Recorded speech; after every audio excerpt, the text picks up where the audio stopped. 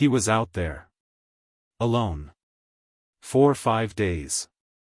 And the only one who believed he was still alive was a dog.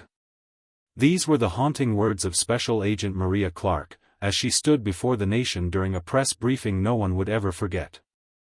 But to truly understand the shock, the tears, and the awe that came after, we need to go back. To the beginning. To the last known signal of Officer Daniel Reese, and the bond that would defy all logic, bringing him home, and revealing a truth the FBI had never imagined. The call came in at 11:46 p.m. on a rainy Thursday night. Officer Daniel Reese, a seasoned field agent with the FBI's counterterrorism task force, had gone radio silent during an undercover operation deep in the Appalachian wilderness. He was tracking a domestic extremist group rumored to be experimenting with homemade biochemical weapons. The team had lost contact with him after he sent a garbled voice transmission, "They know I'm here. I'm compromised. If I don't make it, tell." And then silence. Search crews were deployed within the hour. Helicopters scanned the thick canopy. Ground teams combed every mile. Drones equipped with thermal cameras flew for 72 hours straight. But Daniel was nowhere. No body. No equipment. Just gone. The FBI feared the worst. But one soul refused to give up. Her name was Shadow. A black German shepherd, trained in scent tracking, explosives detection, and human recovery, Shadow was no ordinary K9. She'd worked alongside Daniel for 3 years. Their bond was more than handler and hound, it was family. Shadow had once saved Daniel from a roadside IED in Iraq, leaping between him and death without hesitation. And now, as Daniel's fate hung in the balance, Shadow's instinct screamed one thing: he's alive. But Shadow had no voice. So she acted. During a search operation on the 4th day, as morale plummeted and the senior officials began discussing the probability of recovery rather than rescue, Shadow broke from her handler's grip.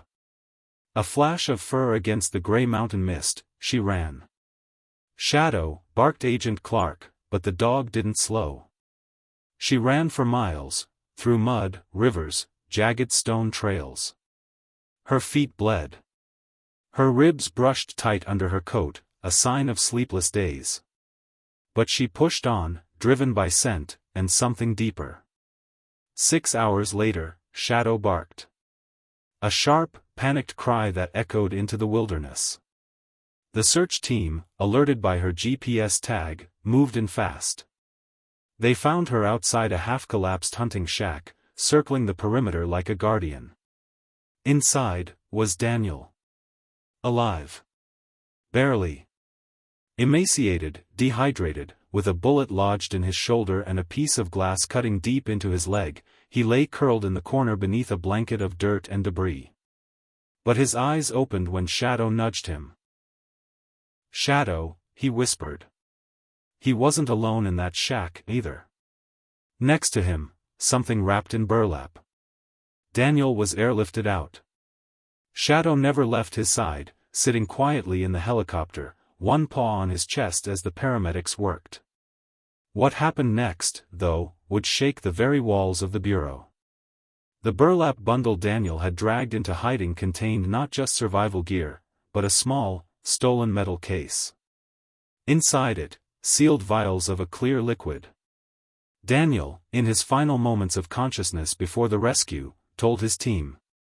They were going to use this. I heard them. A plan to poison a city's water supply. The countdown starts Sunday. I couldn't let them get it back. The case contained a prototype nerve agent undetectable by standard scans. Daniel had intercepted it during his mission but was ambushed before he could signal in. Injured and hunted, he fled into the forest. It was only because of Shadow he hadn't bled out or been found by the militia who were scouring the woods to silence him. The FBI acted fast. Daniel's intel led to 4 arrests. Weapons labs in Tennessee and West Virginia were raided. The plot was dismantled just 36 hours before the planned attack on a major water treatment facility in Raleigh, North Carolina. Shadow was officially honored for her role in the operation. The media dubbed her the hero with fur. But to Daniel, she was just his girl. His partner. His savior. Recovery took months. Daniel underwent surgeries and rehab.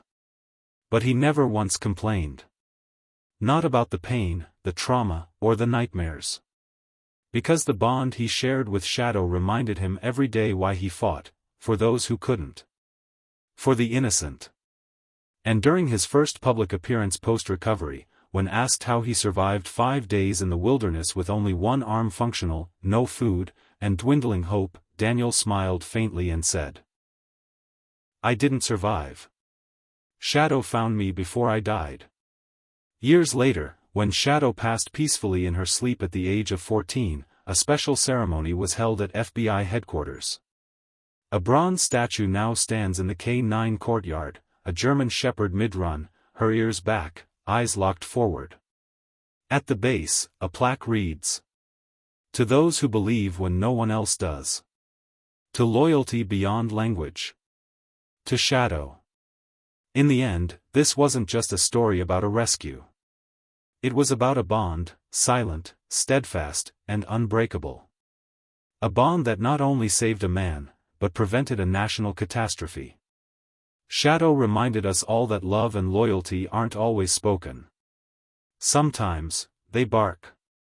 And to everyone watching this today, remember, heroes don't always wear badges.